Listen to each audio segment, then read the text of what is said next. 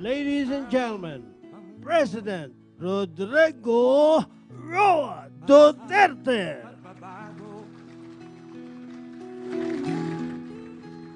Sawa na ang bayan ko sa magnanakaw na tao.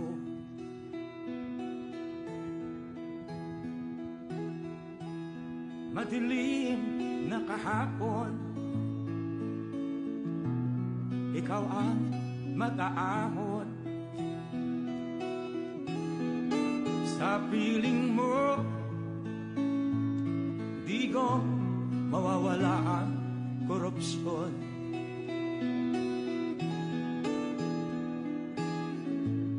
Tayo na, Pilipinas, tayo na magbago. Hawak kamay tayo para sa pag-asenso. Ikaw at ako, tayong lahat kay Rodrigo Duterte, para sa tunay na pagbabago.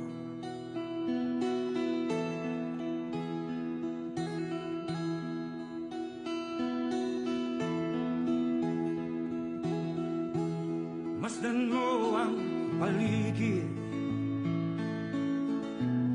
talamak mga krimen, rape, droga at mga nakawan, dapat nang mapigilan.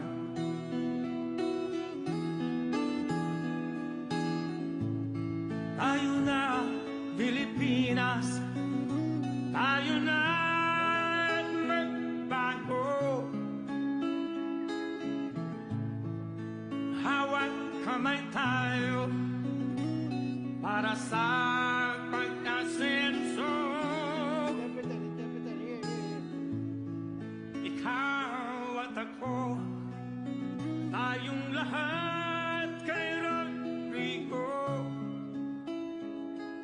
Duterte, para sa tunay na pagbabago. Why am I here? I am here because I love my country and I love the people of the Philippines. Ikaw at ako, tayong lahat kay Rodrigo Duterte, para sa tunay na pagbabago.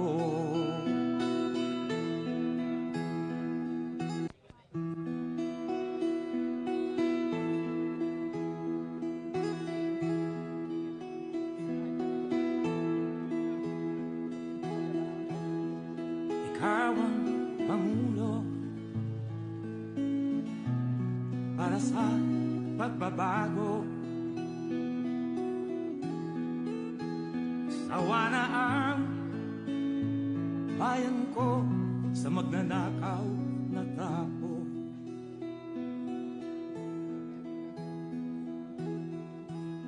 Madilim na kahapon, ikaw ang mag-aahon. Sa piling mo, di ko mawawala ang korupsyon.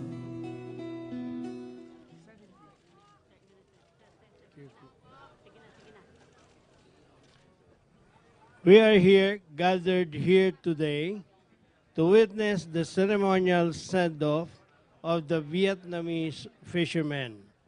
Let us begin this program with an invocation to be led by Reverend Roger Inakay, pastor of United Pentecostal Church International. Please stand.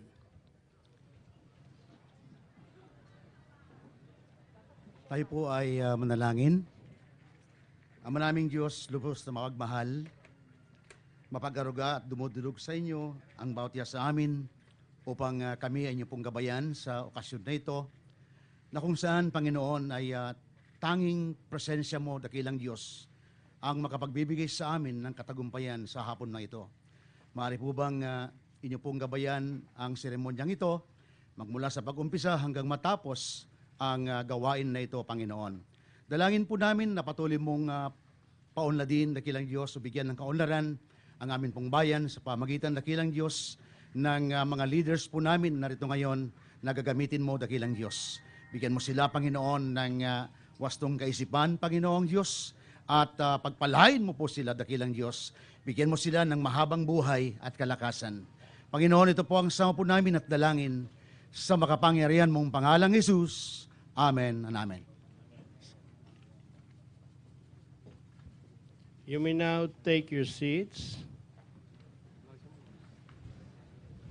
May we call on Mayor Roberto Llamas Arsenue for his welcome remarks.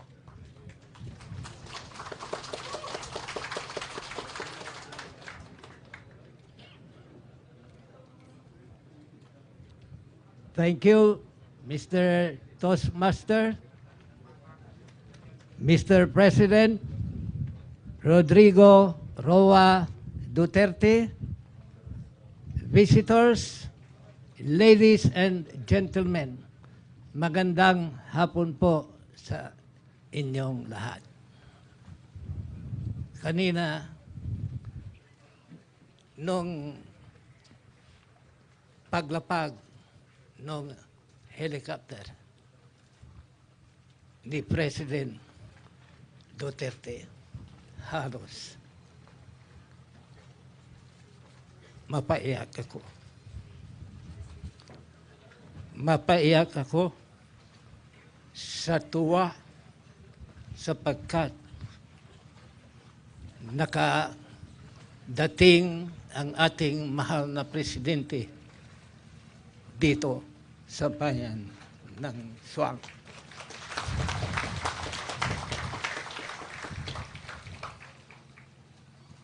On behalf of the people of Sual, Mr. President Rodrigo Roa Duterte and party visitors, I welcome you to this scenic and historic town of Sual. Scenic because we have beautiful hills and mountains overlooking the deep blue sea of Sual Bay and the Lingayen Gulf.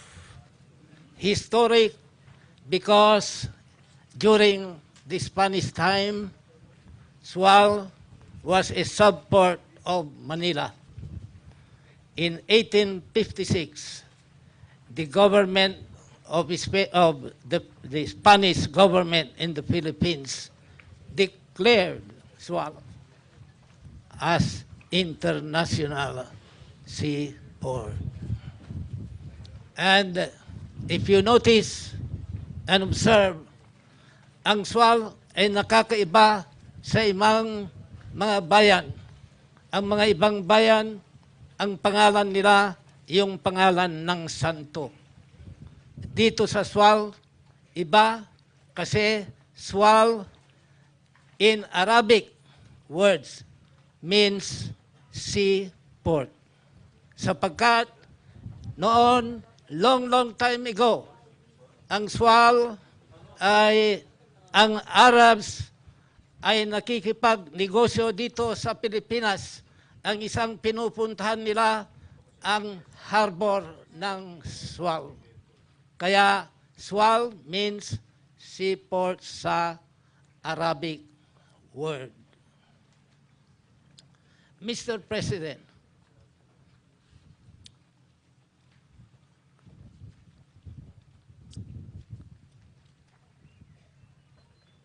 yung mga karamihan ng tao dito to meet you ay taga Sual. They want to see you personally. They want to go near you. Kasi idol ka ng mga tao sa Sual.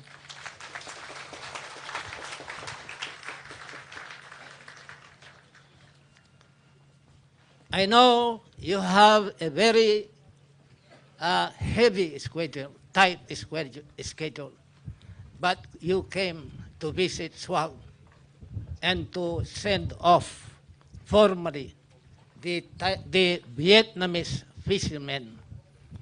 And this gesture of goodwill shows that the diplomatic ties of Vietnam and the Philippines will become closer.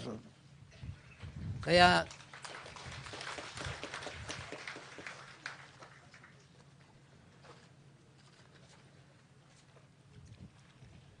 Sual in 2000, year 2000, was a fourth-class municipality. Now, this year or 3 years ago, Sual is a first-class municipality. Sual is fortunate, Mr. President, because we host the biggest power plant in the Philippines, the Sual Power Plant. The capacity is 1,218 megawatts.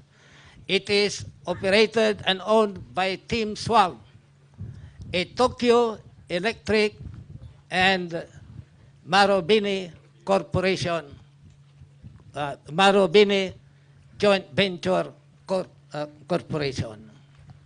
So, with the income that we derive from the Sual Power Plant, Sual is now first class in the region or in the Philippines. Last year, Mr. President, I signed a memorandum of agreement with TransAsia, now the FINMA Energy Corporation. FINMA Corporation will construct another 900 megawatts in Sual, so that the electricity that we supply to the Luzon grid will become 2,118 megawatts.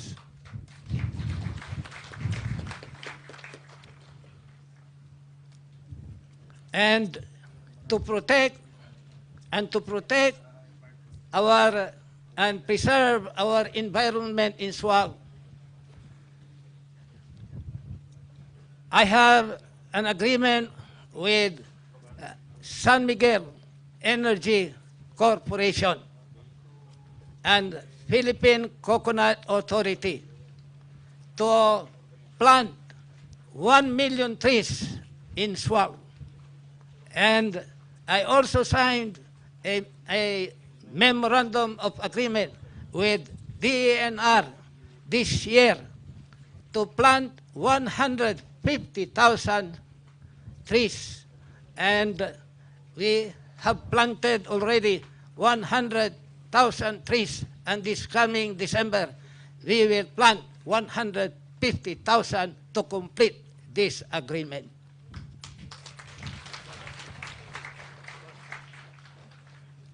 Now, Mr. President, we are in the area of our newly constructed causeway. The length of this causeway is 280 meters by 11 meters wide. And it is a dream of the people of Sual, long-time dream, that in the future we will have a international seaport. Pero sa kakulangan ng pundo ng municipality Sual, hanggang causeway lang kami.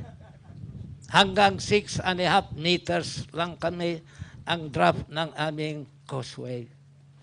Kaya gusto naming i-extend ito ng 300 meters to reach the canal, and we will reach the 12 meters draft para yung malalaking vapor ay darating na dito sa Sual at magiging international seaport na kami. This will be realized very soon, Mr. President. At pag nangyari itong international seaport, pag nagawa na itong international seaport sa Sual, I am advancing to you, Mr. President, that you will be our guest of honor and to cut the ribbon and to inaugurate the international seaport of Sual.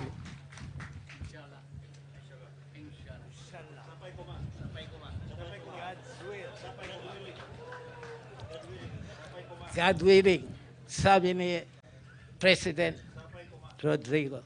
So, Mr. President, I would like to wish you always that you will have a healthy, good health. And I pray to God, our kind Almighty, that He will always protect and guide you in all your undertakings, so that you will be successful in all your projects for the welfare of the Filipino people.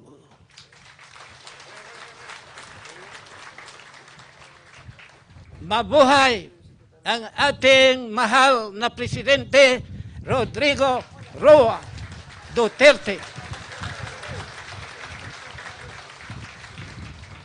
Mabuhay ang Sual. Mabuhay ang Pangasinan. Mabuhay ang First District ng Pangasinan. Mabuhay tayong lahat.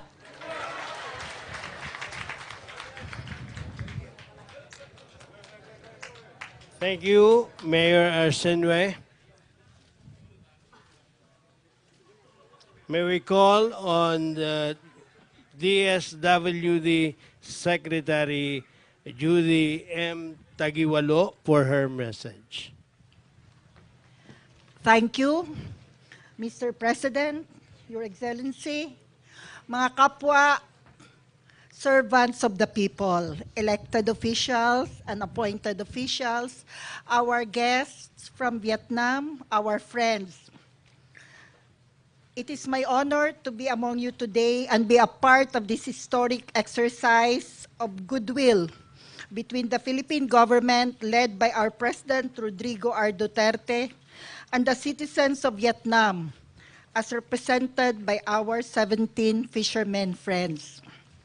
The Department of Social Welfare and Development is the Philippine government's main welfare agency that is tasked to initiate acts of compassion to address emergency situations faced by Filipinos. Today, here in Sual, we offer our assistance to the 17 Vietnamese fishermen who were forced to enter our waters to escape a storm so that they can be safe. It is my privilege as the Secretary of the DSWD, upon the instruction of the President, to extend assistance to our guests and wish them a safe trip as they leave for Vietnam to resume their lives with their families.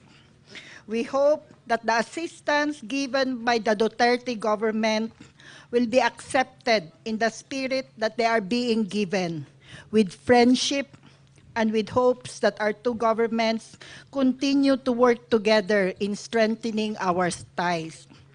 Now more than ever, at these highly tumultuous and internationally politically charged times, it is important for us to stand united and show solidarity over issues and concerns of humanity.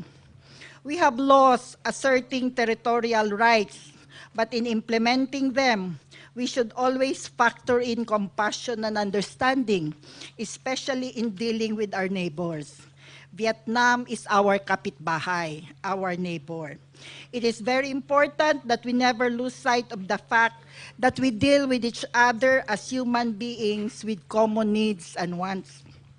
Colleagues, friends, and guests, even as various political intrigues, economic conflicts, and even wars serve to divide us, we have to resist all this and take on a higher calling, that of uniting for the sake of humanity and advancing programs and actions for the interests of the poor and ordinary citizens. The Philippine and Vietnamese society share common histories of colonial oppression and of anti-colonial revolutions, and both our countries were able to survive the horrors of war through unity and determination. As members of one ASEAN community, we hope that we can look back on this shared history and work together to build stronger ties of unity that will benefit our peoples, especially our poor. We hope that our 17 guests whom we are sending off today will take this to heart, even as we Filipinos take this to heart. Our message today must be one of diplomacy, unity, and solidarity. Let us always exercise compassion even as we implement our laws. Let us stand united as members of ASEAN and as Asians. The Philippines and Vietnam are sovereign countries. We deal with each other on the principles of mutual respect, mutual benefit, and non-interference in our internal affairs. I bid our 17 fishermen good luck and Godspeed on their journey home. We wish you a happy reunion with your families and friends. Maraming salamat at mabuhay tayong lahat. Thank you, Secretary Tagiwalo. Now may we call on the Bureau of Immigration Commissioner Jaime Morente for his briefing.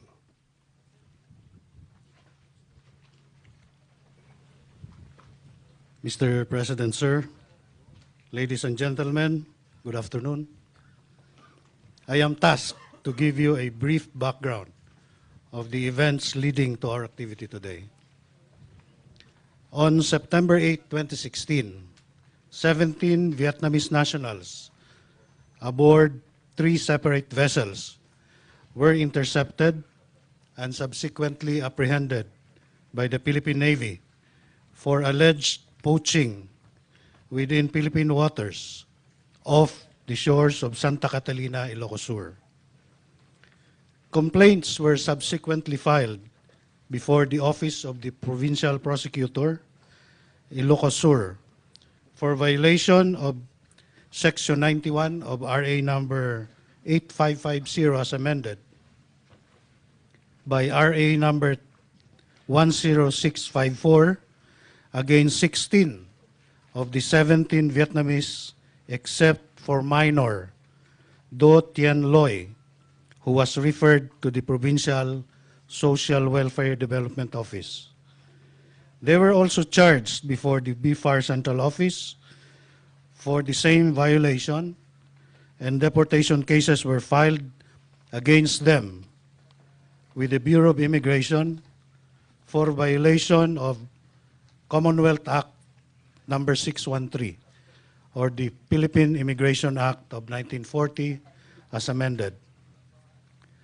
During the investigation, the Vietnamese explained that they did not intend to violate Philippine laws as they got lost and ended in Philippine waters.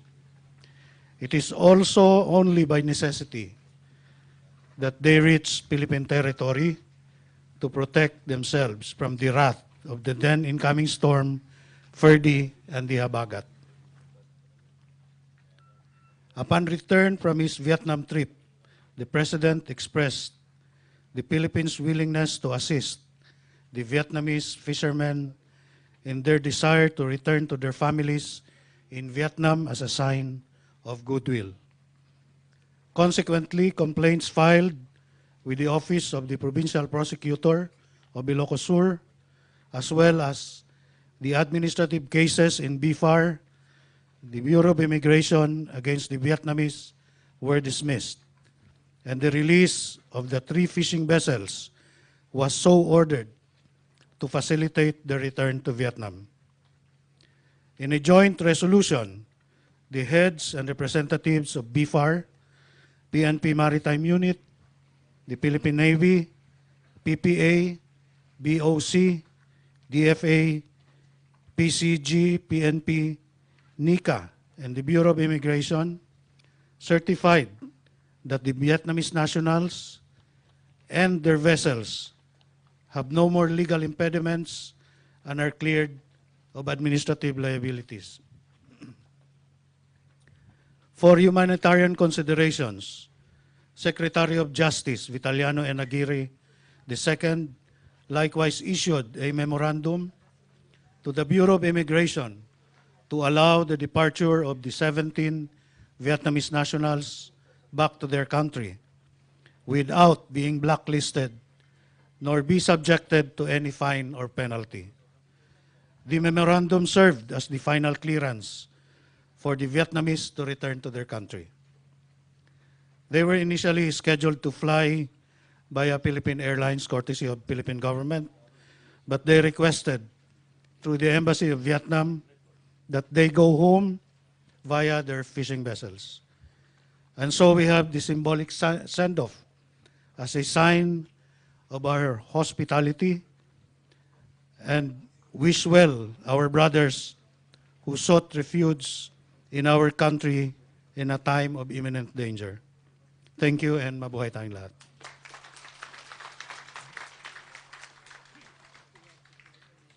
May we invite the President and the Secretary Taguolo for the distribution of tokens to the Vietnamese fishermen.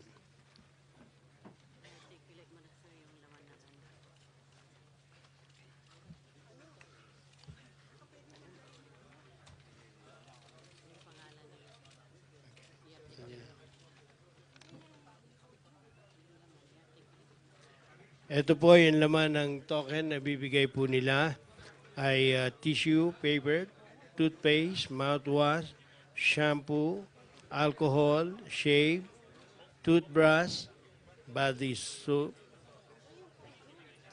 comb, laundry. Okay. Okay. Now we call on the names. Yeah. Đinh Thiên Sơn. Anh bước lên sân khấu đi anh Đinh Thiên Sơn. Okay. He's the one. Đinh Thiên Sơn, boat captain.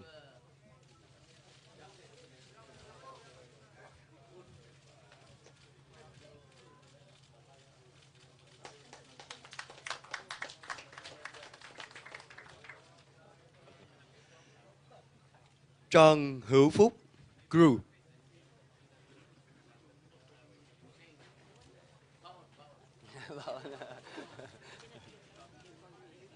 Okay. Nguyễn Gió, crew. Yeah, okay. Huỳnh Thanh Thắng, crew.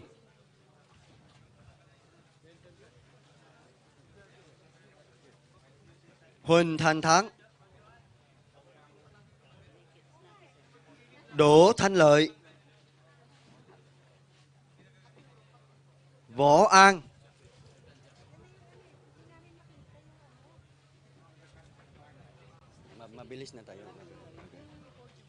Võ Thiên,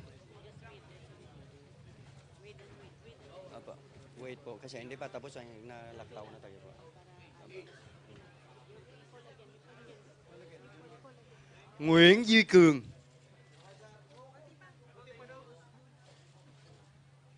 Nguyễn Văn Phương, Phạm Hữu Thùy, Trần Hoàng Kim, Huỳnh Ngọc Tuấn, Bùi Văn Lượm, Bùi Văn Liêm, Lê Thanh Trung, Lê Tiến, Trần Hữu Trung.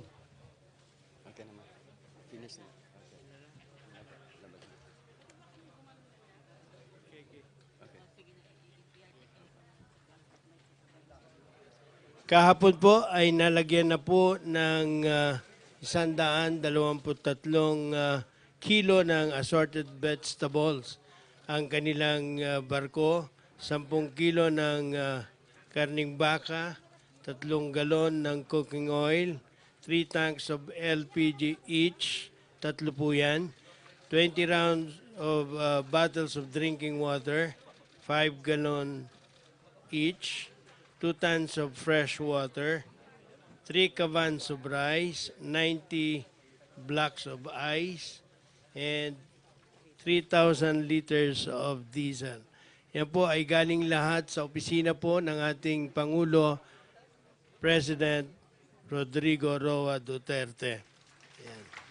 Habang nagbigay din po ang DSWD ng additional na pabaon sa ating mga kaibigang Vietnamese, hygiene kits, 3-in-1 coffee, 50 kilogram of rice, bottled mineral water, cooking oil, malong, cup noodles, and water repellent jacket. Yan.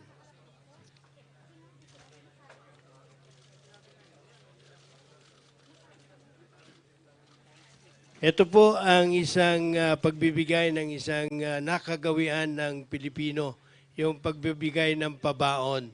Kaya sino pong gustong pumunta sa Vietnam, pipila na rin po.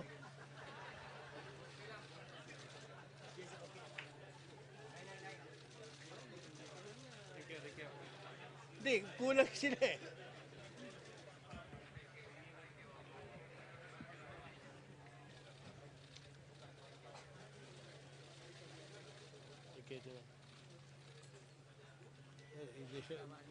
Ano lang. Thank you, Mr. President. Secretary Taguiwalo, may we call on the Vietnamese ambassador.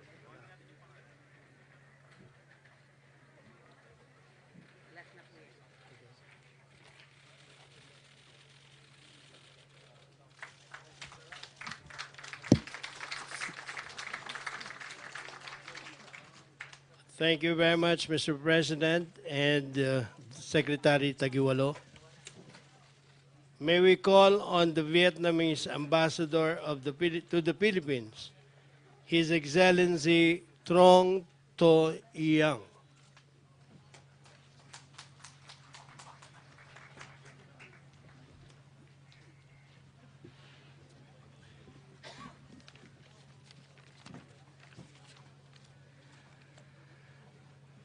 His Excellency Rodrigo Duterte, President of the Republic of the Philippines, Honorable Secretaries, Commissioner, Mayors, Congressmen, I'm deeply moved today. And it is a great honor for me also to witness the send-off of 17 Vietnamese fellows. They are fishermen and they are Vietnamese nationals. They have been here for not very long, and they are really lucky that today, by order of His Excellency President Duterte, they are free to return home on their own vessels with all fuel and food and other supplies, perhaps even more than enough, provided by the Philippine government.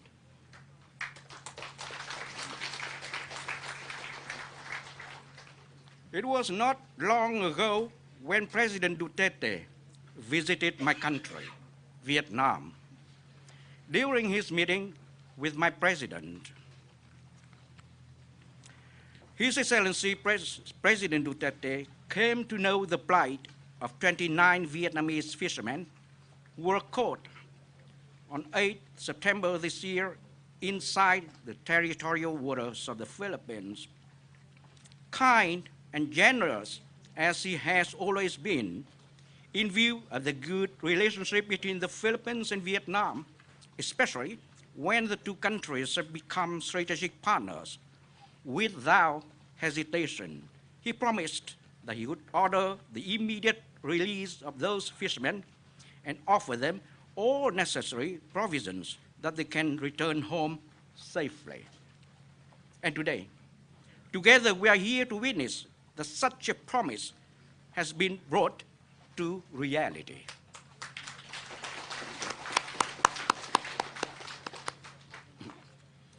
I'd like to take this opportunity, first of all, to convey my President, His Excellency Trần Đại Quang's profound gratitude to His Excellency President Duterte for the swift and steadfast realization of his promise. We, the Vietnamese people, especially the fishermen, who are now going to return home today, as well as their family members, would forever in debt of such an act of goodwill, a kind and humanitarian gesture by you, Mr. President, and the Philippine people.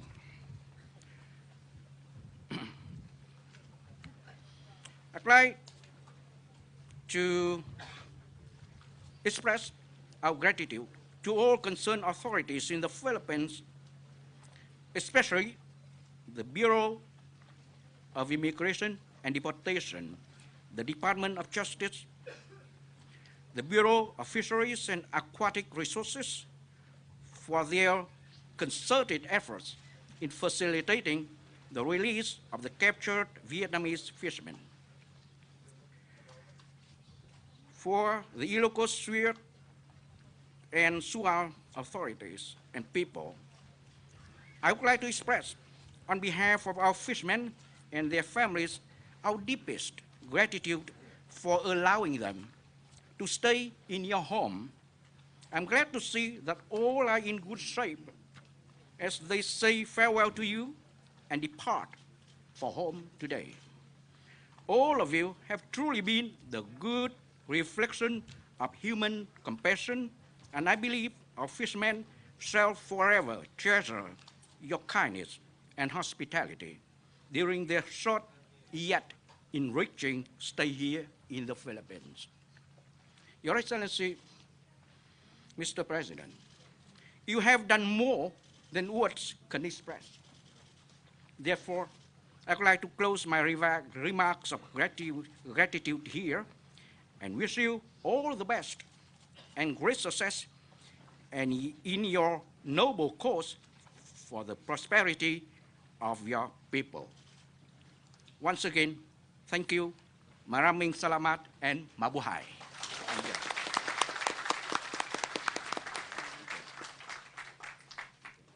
Thank you very much, Ambassador Trong Tu Yong.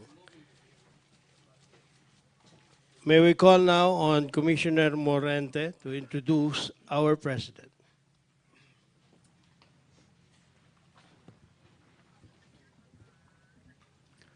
Ladies and gentlemen, please help me welcome the President of the Republic of the Philippines, President Rodrigo Roa Duterte. Thank you. Kindly sit down.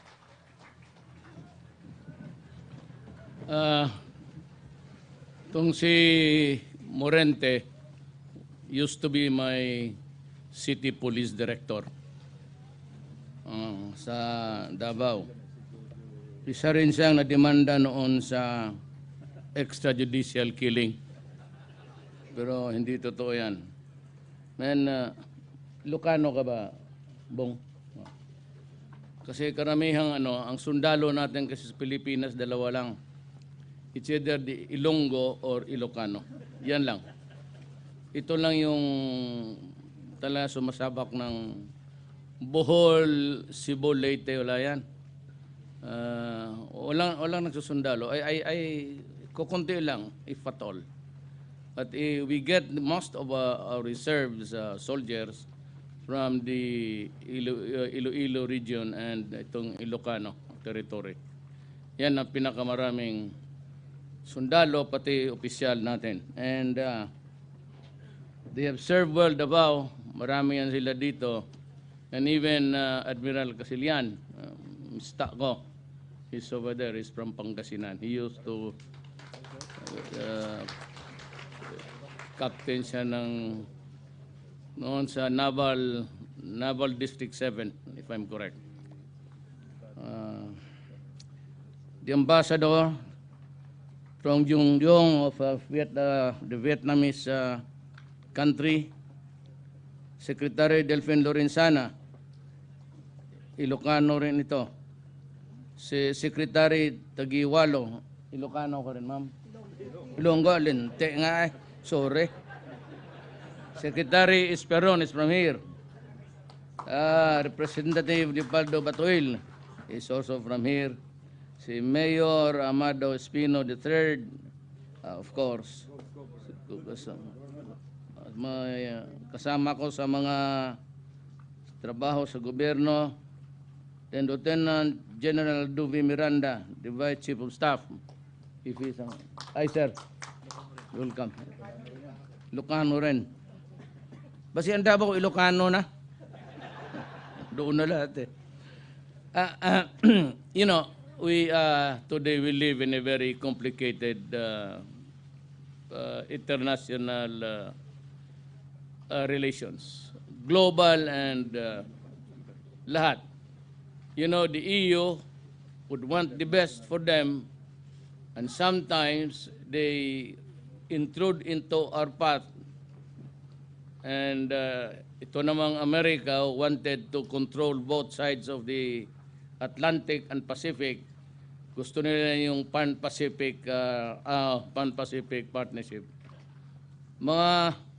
These are the things that affect us itong maliliit. On the ultimate, at the end of the day, ang lugi nito itong mga maliliit. Yung mga mayaman na nations, for example, they want to mga ISO and a lot of so many things that makes it harder for us to survive. That is why we place importance sa ASEAN. It's kaya tayo neighboring each other, and ito we have to sometimes do something to protect our interests. Kasi may APEC na, then there's another WTO, at saka mayroon pang iba. And these are actually all impositions on our government. Kung sabay-sabay lang sana tayong umakyat sa civilization na ganon, okay lang. But you know, other countries, I said, invaded other territories and made them colonies, Philippines, Vietnam, lahat. Vietnam was almost 1,000 years under China. Ganyan ang laro ng geopolitics. But one thing that we should not forget is that tayong mga Orientals, importante sa atin yung self-respect, dignity. Kasi nga tayo, kung mahingiin tayo and we propose something, halos pabulong na eh. Pare, may sabihin sana ako kasi huwag kang magalit ha. O baka magalit ka. Pwede ba itong ganito? Ganon tayo. The Orientals have this respect for another fellow human being. Kaya tayo ganon. Kung sila napunta ako roon sa Vietnam, I talked to the President, I talked to the Prime Minister and everybody. We always do it almost in whispers. Kung magsalita tayo, hindi yung basta ganon ang style ng mamamura ko lang, wag na lang. Basta kung makiusap tayo, ganon na lang. And we treat ang pagtingin kasi natin, malalim ang tama natin sa reliyon sa respect for a fellow human being. Yun talagang sa atin. Baski na anong nationality, whether that be Chinese, Vietnamese, or Americans, we do it with almost utmost respect, even if it's really a prisoner or whatnot. Kaya ako dito, nung nalaman ko sila, sabi ko, no problem, Mr. President. I'll do my best to expedite. But you know, there are some procedures. Actually, by now, I'm sure, kasi na-aresto eh. So there will be some recorded incidents there. Mag-akyat na ito hanggang taas. But I will move it in a jiffy magmadalian, pero give me time. And I'm very happy that I'm here to send off my fellow human being. Yan ang importante sa lahat eh. We treat our with utmost, hindi tayo basta ba. And that is why nabubugbog tayo, because we are not really the warlike people na prone to tigbasay ka agad ng istorya muna, which is always absent in Mindanao nowadays. Mind you, doon medyo matindi ang labanan. And I've been warning everybody in government that the next serious problem we will have is terrorism. They are now operating in Mindanao, yung Maote, and they were responsible for the bombing of Davao and the predations of other areas in Mindanao. Bantay kayo dyan, because after drugs, which is really also the source of the problem now, with 4 million addicts and no money really to cope up. Kaya kung hindi nagtulong ang China, they have built at Fort Magsaysay a dormitory for drug addicts, good for about 10,000 people. But I would need that all over the country because there are about 4 million. Kaya ako nagagalit kasi ang mga ibang jurisdiction, hindi nila naintindi, hindi tinitignan yung ano ang problema, hindi tignan nila ano ang mali natin o ano ang mali ko. Because I declared war against drugs. 4 billion drug addicts, all potential pushers, all potential criminals. Kung mayaman lang ito, naka-Forbes Purple, wala tayong problema, walang patayan. So, no crime. Because they have the money to spend. To use shabu to their death. Okay lang. But ang problema, ang fix niya is, hahanapin pa niya sa kapwa-tao niya. Kundi mag-hold up, saksak, tapos mag-rape, kung bungog na kung anong ginagawa, pati mga bata, wala nang patawad. To us, this is a very serious problem. Basta isang bata lang dyan, ma-rape, 1-year-old, talagang kumukulo ang dugo natin. Were it not for the laws of God and men, gusto patayin mo talaga. Yan ang nakikita nila, yung 3,000 lang napatay. At may namatay dyan because of their encounters with the law enforcement authorities. Some were killed. Wala akong ano dyan. And I said there are a lot of policemen, mga generals pa. And I had to fire them because they were involved in drugs. Hindi na lang nila inisip yung there are about 4,000 policemen dyan sa yung pinakita ko. Sabi ko, this is the long and short of the story of the drug industry. Alam mo, nandito na tayo sa narco-politics. That is why we have to ask help from everybody, including our neighbors. We have to be nice and diplomatic. For one, we are a Christian country. And second is that talagang we help each other. Ito, ano ba naman pagkakamali niyan kung if you happen to next typhoon, if you are drifting, come to Mindanao, we will welcome you. No problem. You can take your vacation there. Magbulong yung ambasador na may isa dito, may nakauyab raw ng Pilipina. Sino? Mabilis ito? Sino itong yawa na ito? Mabilis. Naka-girlfriend daw ng Pilipina. Well, good for you. I congratulate you. So yan ho ang ano natin, ang basic. Yung geopolitics pa naman, nag-iiba na. Nag-iiba ng just like Vietnam. Vietnam drove the Americans away in humiliation. Hindi na nadala itong Amerikano. Yung pasok-pasok nila, then they went inside Iraq on a pretext that there are weapons of mass destruction. Or there were, only to say at the end of the day after the fighting, wala kaming nakita. but they destroy the country and they kill the leader. Yan ang problema sa arrogance ng... pati dito ako, let me just explain, wala man akong away. Alam ko karamihan tulong natin sa kanila. At bakit hindi? They stayed here for 50 years, God. Bakit hindi tayo natulungan? Why do we have to say thank you? You conquered, the Spaniards stayed there for what, 400 years? Then the Americans came. They lived off the fat of the land.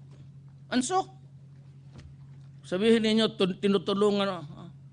How about the 50 years na nagputol kayo ng kahoy dito, got all the minerals, wala ng gold, ang gold na iwan, ilang araw mo, the mother loads, ika nga yung arterial, yung pinakananay ng gold, natanggal na nila. Ngayon, sabi nila na yung 26, kasi minura ko sila. Ganito kasi yan eh. The same, Oriental. Pag sinita mo ako, sitayan mo ako na, nung mayor ako, kasi noon pa sa mayor, bakbaka na kami doon sa bayan ko. Sitahin mo ako, okay lang. Pero if you reprimand me now, please be careful with your tongue because I am representing a sovereign country. Mapapahiya ang mga Pilipino sa labas. Doon pala, patayan sa inyo. Talaga naman bakit hindi? Sinabi ko na sa inyo, huminto kayo. Tapos sabihin ka pa, we will cut off the assistance. Assistance dito, assistance doon, putol. Para bagang every time you address yourself before the international arena, CNN, BBC, kung ano-ano, para ako na lang, wag na lang kayo, para akong patay gutom. Na I am like a dog on a leash na tatapunan ako ng pan, pero hindi ako paabutin ng bunganga ko sa pan. Hinihila kasi ito ang gusto niya. They want. Akala mo naman, sabi ko nga, if there is anybody who can tell me that what they did in Iraq undermined Libya and now trying to destroy Syria because Syria is pro-Russia and pro-China. Kaya hindi lang makuha-kuha, hindi lang matalo-talo si Assad. And if somebody here could tell me a good rationale or rationale if you may, sabihin mo sa akin, tama ang ginagawa nila dito, sa likod dito, I will resign as the President of the Republic of the Philippines. Totoo yan. Resign ako, baliwala sa akin yan. Sabihin mo sa akin kung tama yung ginawa mo. You destroyed a country, killed the leaders, no weapons of mass destruction found. Dito, nakikialam pa sa 3,000 namatay. Ngayon, dagdagan ko ng 50 million. Bahala ka niya. Ang sinisira nila, ang bayan natin, hindi na lang nila inisip ang mga bata. You know, if I do not interdict now, I would have compromised the next generation, ang mga lolo ng mga grandchildren niyo, pati anak niyo. Believe me. Kung hindi ako maggalaw ngayon, wala. Itatapo natin itong bayan natin sa read the books of Ion Cartel. Yung sa about the South America experience. Ganun na ganun. May nagpadala libro sa akin, you better watch out. Amerikano to ha. You better watch out, you're going there already. Kita mo sa cartel, nag-umpas siya ng Colombia. Escobar. Tingnan mo ang Mexico. Sa Mexico, sa border ng Mexico, America, American supplied guns, they killed by, at the latest counts, 60,000. Itong 1,000 ko itong mga... Yan ang problema ko sa Amerika. Believe ako sa kanila. Pero ang problema, nawalaan ako ng respeto. Kaya binabastos ko sila. Kasi binabastos na. Tingnan mo mga unggoy, yung 26,000 na baril na bibili natin sa kanila, ayaw nang ipagbili. Tangina mo. Maraming dibomba sa amin dito. Loko-loko eh. Kung hindi kayo loko ng mga Amerikano, pati ba naman yan? Eh, ang Russia nagsabi, ang ambassador nila nagsabi, you come here to Russia, we all have what you want. Sabi ko kay John Esperon, sino ba yung East Wingcom natin? Si General Jagger? Guerrero. Sabi ko, pumunta ka ng Russia, mamili ka doon ng missile. Missile na lang tayo. Pero sabi ko kay kay Defense Minister, Secretary, pumunta kayo ng Russia. Kasi niyayaya talaga tayo. Pati ang China. China is open. Anything you want. Pinadalan pa akong brochure. Sabi niya, mamili ka dyan, bigay namin. Ako nag-hold lang ako. Kasi tingnan ko ang military, ano ba sa inyo? May problema man tayo. Can you have the solution here? Because if you want to stick with America, fine. Pero tingnan ninyo mabuti, balansehin ninyo kasi binabastos tayo. Ngayon, sila atake sa akin. Kaya namura ko talaga nila. Wala na akong magawa. Because I was trying to explain the enormity of the problem. I was trying to tell all the people that we are near the edge. Malapit na tayo mahulog dito. And I'm explaining to everybody that in the war against drug, may mamamatay talaga. Imposible wala. Pulis pa iyo. Walang nalaman kung di magpatay. Lalo na yung encounter, talagang papatay ang kanyang mga buang na yan. Hindi magdadalawang isip yan eh. Kaya ganon. So, because of the 3 million all over the country, plus 1 million yung panahon ko ngayon, I had to call in the military to help. That's why I declared a state of lawlessness. Lawlessness naman. Marami. Meron ngayon, Manila, okay na. In other provinces, okay na. Davao, 0. Takot man mamatay. Yan pala ang solusyon eh. Itong Amerika na ito, kung makialam. Pero sabi ko, I'm not prepared to declare war. I have to, military. Tingnan niyo. Tingnan niyo yung problema. Anong gawin natin dito? Lumalaban talaga to. I'm losing 2 to 3 policemen or soldier a day. Bakit magkaroon ng eksyedo diyan? Dalawa, kahapon, dalawa. Dalawa yan, dalawa. May sundalo, pulis. Nawawalaan ako ng sundalo, pati pulis. If that is not a war against drug, then what is it? Ayan ang butit na lang, napunta rin ako dito, nakapagbungga ako. Kasi dapat ninyong maintindihan, hindi ako nag-ano ng Amerikano. At sabi nila na you should be thankful na may nagbigay tayo ng arma.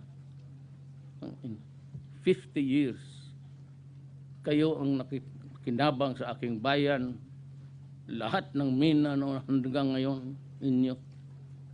Lahat ng mga pineapple plantation sa Mindanao, inyo. Tapos maingay pa kayo. Putang ina ninyo. Galit ako eh. Sila yung nag-una eh. Huwag na hintuin natin. I'd like to send off our good friends. Forget about that. Pero pag sila ang mga ubusan ng gasolina, huwag ninyong tulungan yung mga Amerikano. Hayaan mo yan, lutaw-lutaw yan. Lutaw-lutaw is drifting. Palutang-lutang pala. Lutaw-lutaw yan sa Bisaya. Lutang-lutang sa Tagalog. We are ready to, Mr. Ambassador, we are ready to send off your countrymen towards which direction? Maybe here? Yeah. Okay, there's no more thing. We would like to send him off. Sure. Thank you, Mr. President. We will have now the ceremonial send-off to our Vietnamese friend. May we call on the governor, the ambassador of Vietnam, the mayor, and the commissioner.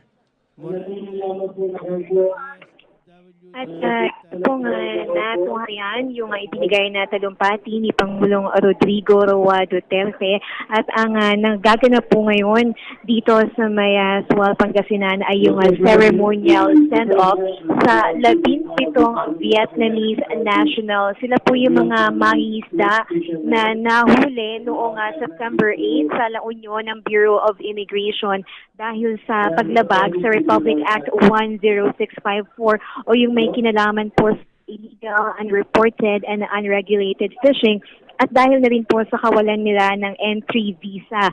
At ngayon nga ay makakabalik na sila sa kanilang bansa. At mismo si Pangulong Rodrigo Duterte ang lumipad nga dito sa Sual, Pangasinan para pangunahan ang ceremonial send-off. At base lang po sa resulta ng naging investigasyon ng Provincial Prosecution Office ng Ilocos Sur, itong 17 Vietnamese nationals na nahuli ay hindi naman po nila intensyon na pumalaot sa atin.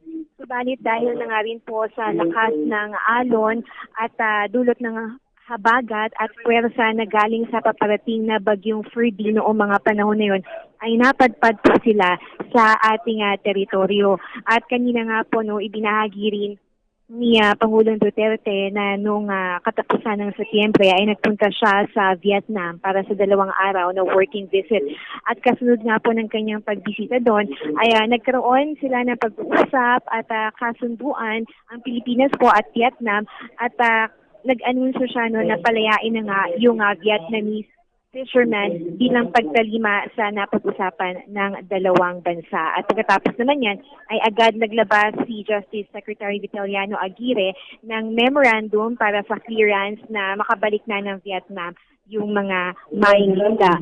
Kasama po ni Pangulong Duterte na pumunta dito sa Pangasinan si DSWD Secretary Judy Taguiwalo, Department of National Defense Secretary Delphine Lorenzana at mga opisyal ng Bureau of Immigration at Bureau of Fisheries and Aquatic Resources.